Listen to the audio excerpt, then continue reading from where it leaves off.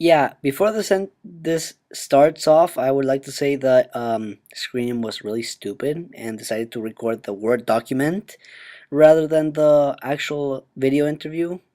I mean, apparently it just doesn't record the window like I told it to. It just recorded the area. So I'm sorry, but I mean, you do get to see Grant partially, and yeah, at the end you can actually it goes back, so don't worry.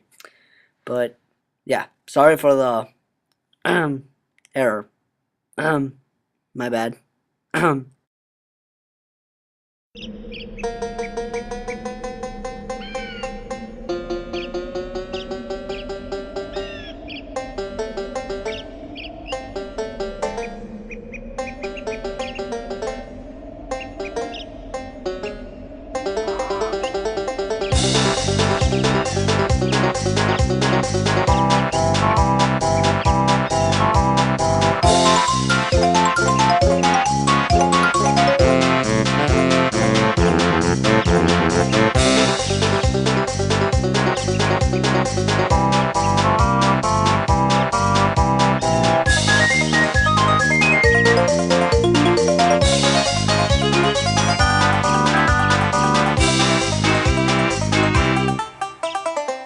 And we're recording. Great. Let me just shut this door. Oh, hang on. I'm in my daughter's bedroom because they've been making noise, so I've had to come in here. So, hey there, Grant. Good. How are you? I've been better. Just had What's wrong with you? What's wrong? had surgery on my foot, ingrown nail. All right. Oh dear. Um, anyways, so yeah, glad you could make it. And Yeah. my friends and I made you quite a few questions. Not really. Okay. Let's put the slides on. Yeah, of course you can. Okay, go on. I should have organized them, but okay. Doesn't matter. Okay. Anyway, I'll do. So the first question is, what was your favorite and least favorite compositions you've ever made? Of my own. I got to say, I really I haven't got a least favourite. All the things that I've done in the past, I'm pretty proud of, really, and I probably wouldn't change any of it. But my favourite one is probably Bedtime Story from Viva Piñata 2. That's the one that I kind of really poured my heart into that piece of music. I've liked working on all the games I've worked on. I've been very lucky, but I'd say that was the one that I liked the most, just because it was very emotional for me to write that piece at the time, because I was going to be leaving Rare. It was very sad. And the second question would be, what inspired you into getting into the career? It wasn't really a conscious decision, really. It was just a bit of luck. I'd played in rock bands and metal bands for years in where I'd lived in Yorkshire, and my friend Robin Beanland had been in bands with me at the same time, and we were good friends. And he went to work at Rare. He used to always mess around with computers and stuff, and he went off to work at Rare. I was like, oh, so I like video games, and I thought sounds like a great career.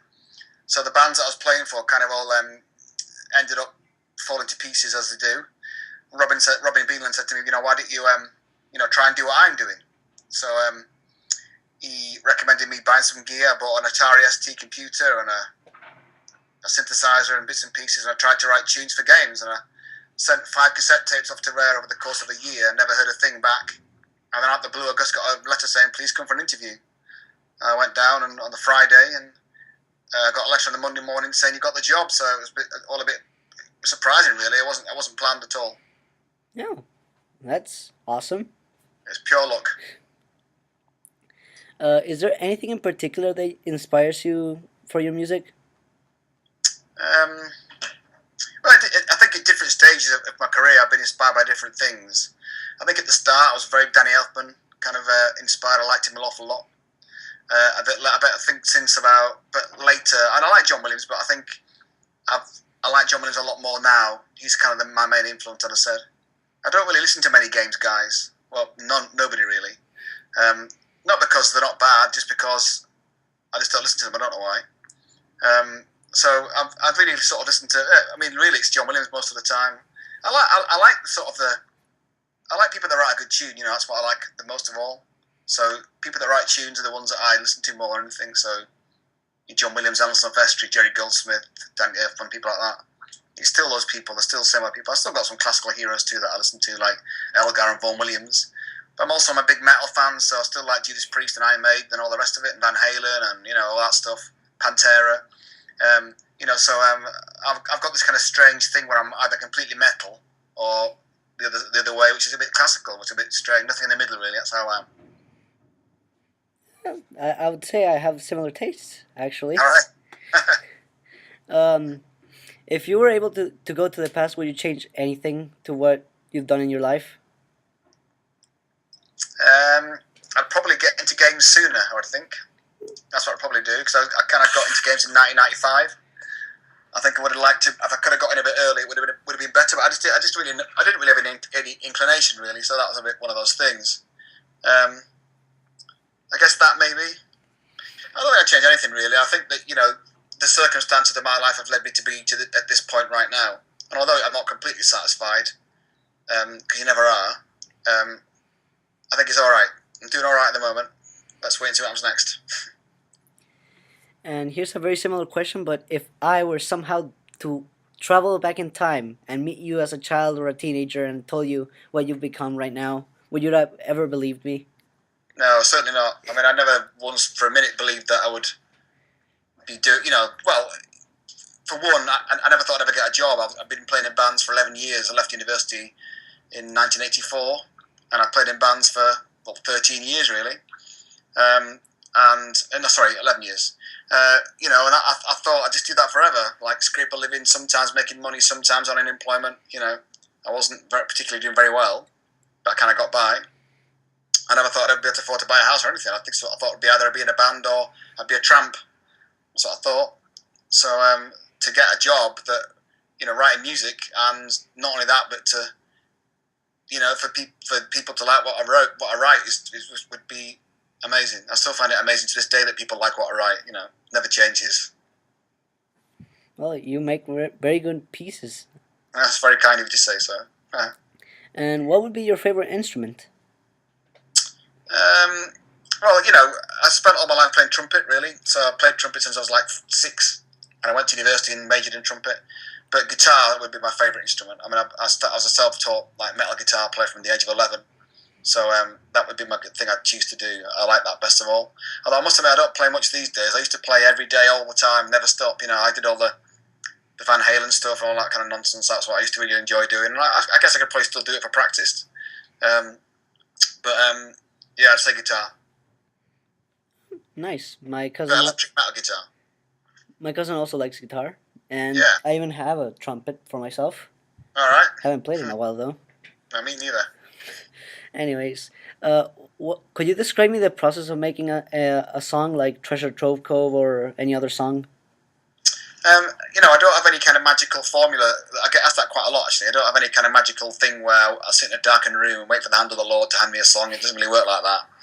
I really just mess around. I mean, if someone says to me, I think any composer worth the salt, if someone says to them, right, I want you to write a tune that's going to be in a dark, icy forest, you're going to get a kind of a pretty good idea before you even start. At least I would. I think that most composers do. You get that, what instrumentation you're going to use, what sound you're looking for. So when it came to things like Treasure Trove Cove, that was a bit of an odd one, really, because I did write another tune for that at the start, which is on my website, a beta one for that, which was more, it was different, and I can't even find the older version. I had a kind of bit in the middle. It was a bit like Wipeout by the Beach Boys, but I took that bit out, and the version that's on my website is the one that is a version after that. But then Chris Stamper, Tim and Chris Stamper ran Rare, right near the end said he didn't like the way that, because I had Mumbo's Mountain and Treasure Trove Crows as different tunes, and he wanted me to, so I changed those ones quite near the end to what they are now. So I really just mess around. I mean, I load up a sample of something, or a violin, or a piano, or a clarinet. I don't know, whatever I feel like at the time, and try mess around with it. Try and find out some chords that I like, or a melody that I like. That kind of thing. Nothing special. Oh, cool. Wow, this question is kind of unrelated, but what would your favorite food be? Food? I don't know actually. Fish and chips from England. Hmm. I like that. If you could go to any place in the world, where would you go to? I've been to quite a lot of places that I really like, but I like Hawaii a lot. Been to Hawaii a couple of times. I thought that was a great place. But I do like California, LA. I like that a lot. We used to come to LA on vacation before we had kids, me and the wife. So I do like California. I guess it's a tough choice. I'd say I'd say Hawaii probably. Yeah, that's a nice place. Do you play video games? I do, not as much as I used to. I used to play them avidly. I don't play them much as I used to do. My son plays an awful lot of games these days, so I kind of watch him. I got to the point where I was like a really big World of Warcraft player, so I used to be in a guild and do all the raids and stuff. But I think it got to the point where I was going to get divorced from my wife because she just never saw me. So that kind of stopped. When I moved from the UK to America, I didn't realise that Blizzard don't let you do international transfers. So the character that I'd built up in England over the years and my little mage that I'd built to level 70 at the time, they wouldn't let me bring to America. I couldn't believe it. I had to start again in America, so it kind of put me off. They said it was like a server incompatibility issue, which is complete nonsense. So I couldn't bring him. So I did play a bit in America, but then I kind of gave up. So, but I do, I will do research. So like when I was doing Kingdoms of Amalur Reckoning, I played bits of Fable and Mass Effect and other RPGs and stuff, bits and pieces here and there to kind of see what everybody else was doing. But I'm not as avid a game player just because I haven't got the time now. Not as much time as I used to have. So, not as much as I used to. I haven't even gotten to playing any video games lately as well. Yeah. Do you know how they came up with Gruntilla's rhymes? Are they original, or did they find them? No, they're all original. Greg Mayles, the lead designer on the Banjo games, he just came up with them. We used to have a little funny. There was a nightclub in very near to where Rare was, and we used to go every Sunday night for this stupid dance night they used to have. We had a guy at Rare who was very tight-fisted, would never buy a round of beers. So me and Greg used to invent rhymes and get the DJ to read it out to criticise this guy for never buying a beer. We used to be nicknamed him Terry Titas. So that kind of kicked it off, and then when we got the game going, Greg just kind of did all the rhymes for Gruntilla, so it kind of worked like that. Oh. A friend asked if you think that Rare is dead. That's a tough question, mate. I've been pretty hard on Rare over the years. I've spoken out a little bit about them, and I sort of think perhaps it's slightly unfair of me. I think that people have to understand that Rare's just a different place now. It's just moved on. I think I know you have to think that I think it's taken Rare and Microsoft a very long time to understand each other.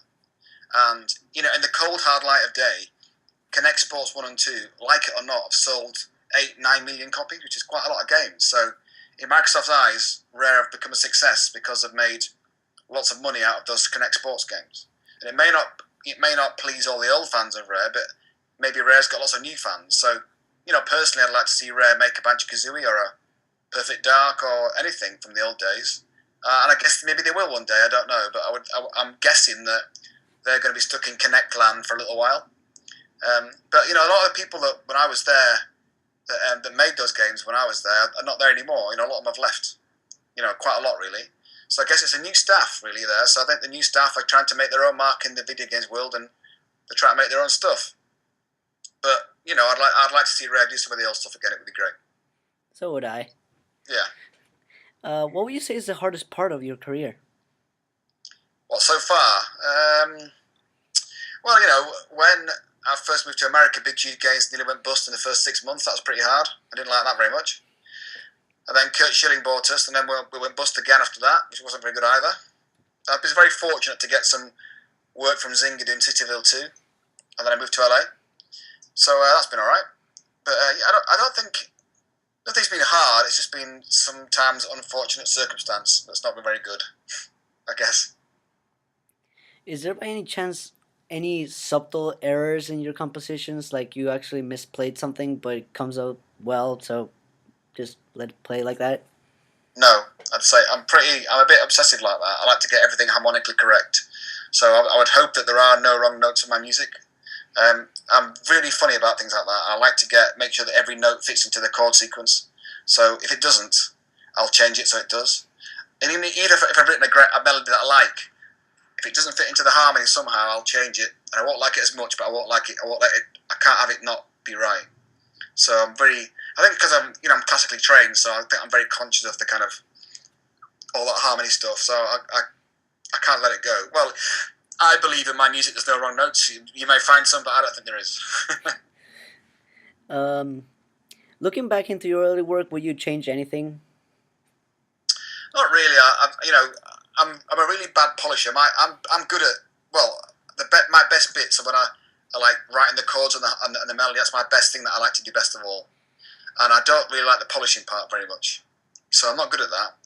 So I don't like going back over stuff. Normally the first idea I have is either crap or good. There's no in between. And if it's crap, I'll just do it again. So I don't really like to fiddle with things too much because I just can't bring myself to do it. I'm just lazy like that, I think. So everything I've written, I'm as I said before, I'm proud of all the music I've written completely. If there's no bits and pieces, I might want to go back and wish I could make the Goldeneye sounds a bit better, something like that. But the sounds were so low quality and with such little memory, not a lot you could do really. But I think that would be the thing I would maybe like to change. But as regards like writing it and chord sequence wise, no, I don't think so. I'm happy with all the music I've written so far. Okay, let me see. Was it your idea to make like different compositions for different places in Banjo-Kazooie? Like for example, because I haven't, I noticed that Banjo-Kazooie did that, and not many other games do that. Yeah, well, like that idea when I first got to Rare, Tim Stamper, who was one of the owners, and Greg Mayles, who was the lead designer, they loved all the LucasArts games, in particular the Monkey Island games. And in those games, you'll notice the music it changes to what area you go to, just like Banjo-Kazooie does. And so we got the idea from there, so it wasn't my idea. And it wasn't Rare's idea, it came from LucasArts. It was their IMU system, which we thought was fantastic. So when it came to Banjo-Kazooie, we thought, wouldn't it be great if we could do that? So we kind of looked into it and just tried to get it to work. So with a little bit of messing around, we got it to work. But then it just was left to me to decide what things are going to sound like and how I'm going to do it. So we got the tech going, and then just tried to make in a MIDI file in Banjo-Kazooie you've got 16 channels, so you had 16 channels. You might say the first 4 channels are one part of the game, the next 3 another part, the next one's for underwater, the next 2. That's how I did it like that. So you had to make it was quite hard because you had to make sure that when you're just using 2 or 3 channels, all the games still sounded good. So you know what I mean? It's hard. You had to make sure that it didn't sound empty. So but in Banjo-Tooie, Will Bryan, who was the programmer, audio programmer and big programmer on that game, he managed to join 2 MIDI files together, so we had like 32 channels. So Banjo-Tooie has a lot more channel fading going on than Banjo-Kazooie did. Like if you get like Grunty Land, the funfair part, that's got lots of channel fades for all the different areas, and that was I thought that was the best part, and no one seemed to notice that really. But that was the most channel fadey thing I did. But that's why it's there. It was stolen from LucasArts. They did it first. Oh, nice to know. Yeah.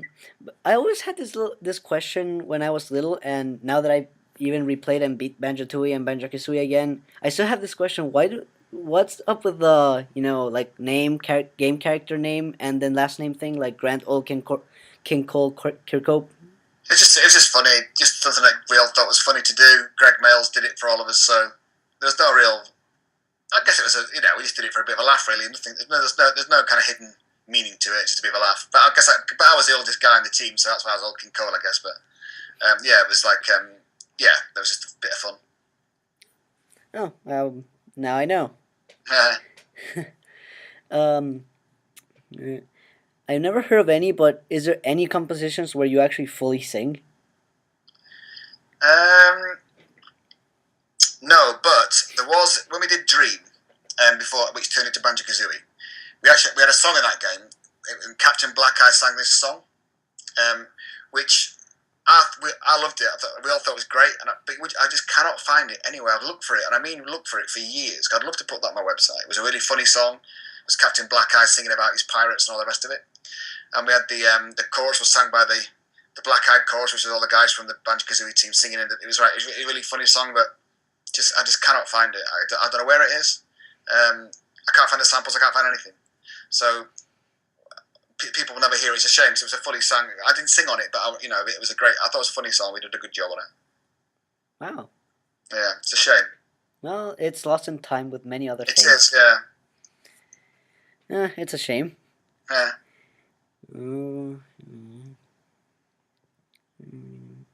Is there any other video game series you would like to do the soundtrack for? Zelda. Zelda? Definitely, yeah. Like Zelda. I love Zelda. I mean, I think my favourite game of all time is Zelda: Link to the Past on the SNES. I love that game. I love the music to that game. It's fantastic. So I'd love to work on a Zelda game. That'd be great. I would like to see the soundtrack from you. It's never going to happen, but I'd like to do it. Yeah. How many songs have been inspired in actual songs? Because I've noticed like Bottles' House is like and Gruntilda's Lair kind of sound like Teddy Bear's Picnic and Funiculi Funuk. Cannot say Italian words. All right, right. Well, I think about Gruntilda's Lair is I get asked that quite a lot, and honestly, I really can't remember. I think it was in my mind. I think I thought about it. I don't think I'd really directly tried to do it. It just kind of came out that way. So, but I can hear the reference to it. The first few chords are definitely Teddy Bear's Picnic. So, probably, but I just really honestly can't remember. But Mumbo's tune, I think doesn't. What's that? I don't know what that sounds like. What's that sound like? Bottles? I didn't say Bottles tune. I didn't say another tune sound like something else. Yeah. Bottles tune. I can't think. Is that that one? Yeah. Yeah. That was that. Funny enough, like that tune came around because I used to have a nickname for my wife. It was a strays. It's a bit of a silly story. We went to Florida for the first time to America. Went to Disneyland. I went to Dunkin' Donuts, and we had one of these free voucher things. We got 25 donuts for like $3. So we just sat and ate all these donuts, and I just started calling her donut because she just stuffed so many donuts. And I said, for God's sake, you end up looking like a donut if you keep eating any more. And that tune goes donut, donut, da da da da da, and that's what I used to sing it to her in the car just to piss her off. And that's where it comes from. Oh. So it's just a funny coincidence? Yeah, definitely. Yeah. Do you know any other languages? Not really. I mean, I did French at school, but I can't remember it. I did German as well, actually. French and German, but I can't remember any of them. I think I passed the French exam, but I can't remember the basics. Hello, that's about it.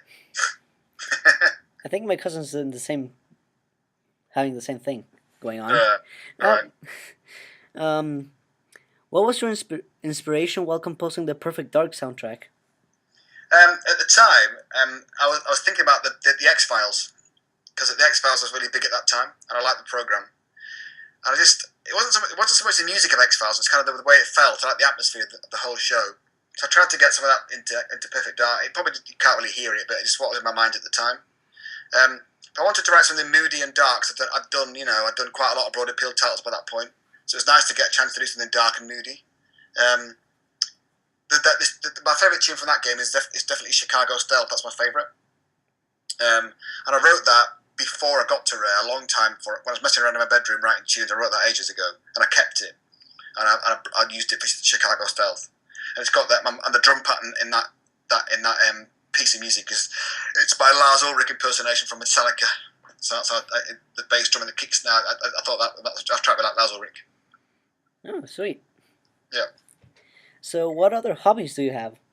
I don't have any.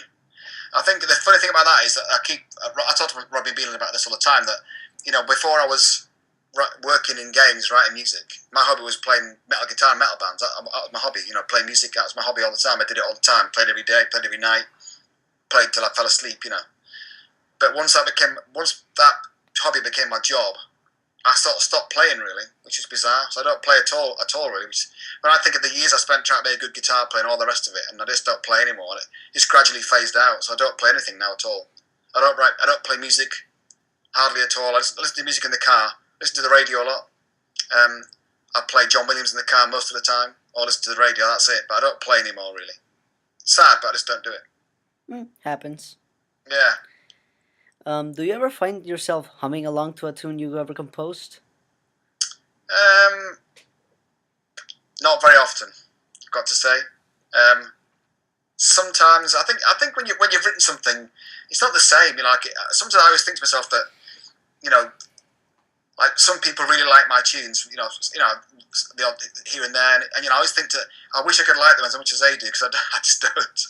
Like it's nice to like it's like I love like the Harry Potter soundtrack. But I bet John Williams just pissed off with it. He doesn't want to hear it anymore. But I love that soundtrack to death. I listen to it over and over again. I think it's always a shame when you actually write the music because you never get the enjoyment out of it that perhaps other people might do. But I mean, obviously, I really love the Piñata stuff. I think that's great. I love the Reckoning stuff. I really like those pieces of music. I love all the stuff I've written. Just I don't listen to it or hum it, but I like it. Okay. Yeah. What is your favorite rare character? Oh, I don't know about that. Mr. Ribs from Grab by the Ghoulies. That's my favourite character. He was hilarious, and we had to cut some bits out of Mr. Ribs because we had some sort of bits that Nintendo didn't like, not Nintendo, Microsoft didn't like, so we had to cut them out. But I thought they were really funny bits. He used to make me laugh all the time. We had a great fun with him. But he's a skeleton guy in Grab by the Ghoulies. I don't know if you played it, but there's a skeleton guy in that game, and I think he's really funny. But all the funny bits got cut out. There were too, what should I say, inappropriate. Yeah. I haven't played the game, but yeah, well, I guess you could find videos on YouTube, but the best bits got cut out. What is something interesting about yourself that not many people may know? I'm miserable all the time. In fact, I'm miserable as fuck all the time. My wife will tell you that. I'm not as bad as I used to be. But I'm generally unhappy most of the time. I know it's a bit of a sad thing to say, but I kind of call it it's a curse of aspiration, that I just want to be this great, fantastic composer, and I just never get there. I'm never good enough. I never make it. I'm never going to make it. I want to be this, I just want to do it so badly, but I just always feel that I'm just never good enough to do it. I haven't got the technique, I haven't got the ability, I haven't got anything, and it just constantly pisses me off. That I'm not good enough, and it's depressing that I'm not good enough. And I kind of wish sometimes that I didn't feel like that. I kind of wish sometimes that I just did an ordinary job that didn't involve creating music, like working in the Walmart or something like that, or working in Target or something, because it would be easy then. Well, not easy, but it would be nothing to aspire to. I wish that it's that constant wanting to aspire to be better that depresses me, because I always think that I'm shit. So. And I'll never change. I wish I could, but my wife says to me, for God's sake, just cheer up, will you? So that's the bit I'd say. I'm pretty miserable most of the time. I'm pretty sure all your fans will think otherwise. It's bizarre. Like my sort of popularity seems to have jumped quite a bit recently, and I really think it's because people like you who were young when they played those games, you're now older and you're now doing web shows and working in games companies and have fond memories of the games that I used to do. So I think that people have, because you can contact me on Twitter and things, that my popularity seems to but I keep getting called this legend and veteran. I just feel like this crap composer that's completely crap. Like I sometimes don't know what to say when people say to me, "Oh, I think you're fantastic." So I always think I'm useless. So it gets hard to reconcile that in my own head that people think I'm good, but I think I'm shit. So I don't know. I can't win. This is kind of a question for both of us, really. Right. How do I actually get to do this kind of interviews? I don't know. How do you? I don't know. I just ask. Yeah, I think people forget that. I think I'm one of these people, right? I haven't got an ego, right? I'm just feel like I'm a nerd like everybody else. It's no different. I'm the same person. I haven't changed at all. I am just a boring old twat, So I think that I'll talk, like on my Twitter and at Grant Kirkhope and on my Facebook page and my website. When people mail me or ask me questions, or I always respond. It may take me a little while to get there if I'm busy or I've got a lot of stuff to answer, but I'll always get there in the end because I always think to myself, if there's somebody that I really admired, if I could email John Williams and ask him a question, I'd be so embarrassed and so scared to do it. And I feel that if people want to ask me a question or something like that, the least I can do is write back and answer. And if it takes me a little while to do it, it might take me a little while, but I get there in the end. And I just think that's the least I can do. It's only fair, I think. So I just, it's not like I'm some mega famous person. I'm just a nobody like anybody else. So I'm quite happy to answer questions from people, and people ask for interviews. I don't mind at all. As I say, it was a bit hard for me to sort it out because I was a little bit busy, but we got there in the end, didn't we? So I don't have any problem with that really. I think that it's always nice just to be nice to people. Why not? Why not just be nice? What difference does it make? Just be nice. And if you're busy, just say like I'm busy. I'll do it later, or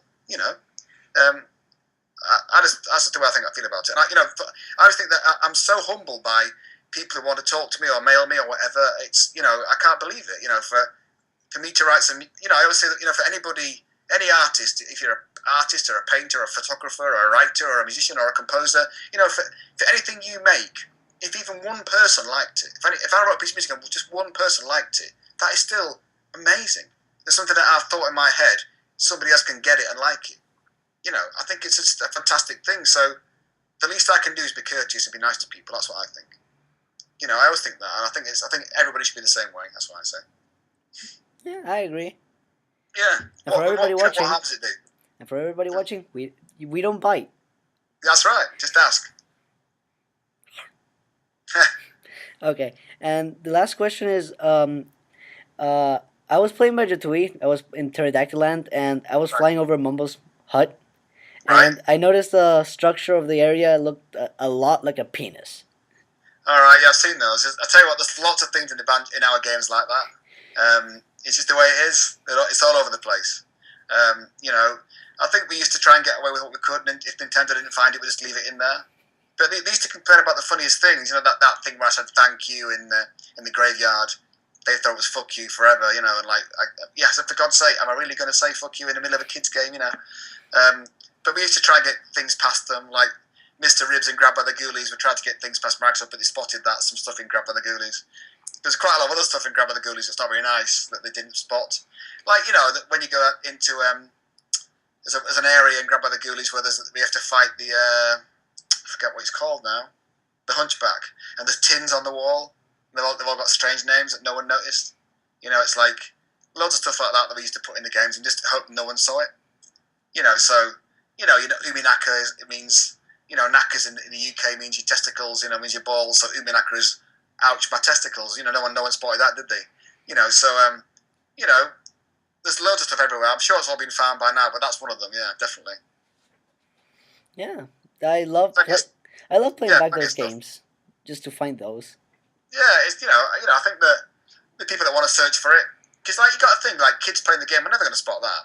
It's only people later in life who can take the time to scour every inch of the game and find stuff. So I think it's funny. I personally find it adds replayability. Yeah, it does. I think that it's really weird that people, it never ceases to amaze me how many people still write to me about Banjo-Kazooie. I just think, God, I think I must have peaked in 1995, 1996. I've just come down forever from that point. So, I just find it really nice that people think the music's good and enjoy it, and they still remember me from those days. It's really, it's more than I could have hoped for. I never, for 1 minute, think I'd be remembered for anything at all. So, apart from the DK rap, of course, So there you go. Right, I think that does it for the questions. Okay. So. You think of anything else you want to ask me? Any quick thing? Not really. All right. Are you in Chile? I take it, are you? Yeah. How's it there? Quite cold. Is it? Yeah, it's autumn. Oh, is it? Yeah. Oh, because you're in the Southern Hemisphere, right? Yeah, that's right. You're Southern Hemisphere, right? I keep forgetting that. Though the weather's been kind of wacky. One day it's sunny, then it's raining, then it's sunny again. Right. It's scary. But how cold does it get there? Does it get really cold? Yeah. Oh, does it? I'm so bad at geography, I don't even know what it is. I just know it's South America, but I take it must get really properly cold there, does it?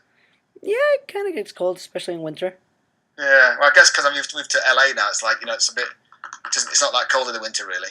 Even though all the silly Californians complain about being a bit chilly, it's not cold at all. So I'm used to the UK where it gets pretty cold, and Baltimore got really cold. But yeah, so Oh well. Yeah. Yeah. Well, look, I suppose I better get off to let you get going. Unless you can think of anything else to ask me exciting. I cannot think of anything on the top of my head. Well, it's very nice of you to want to talk to me. It's very nice, Sebastian. Anyways, thank you for the interview. But anytime. You want to talk to me again, just give me a shout. It's no problem. Okay. I don't mind at all. I'll have that in mind. All right, sir. See you soon. See you soon. Bye. See ya.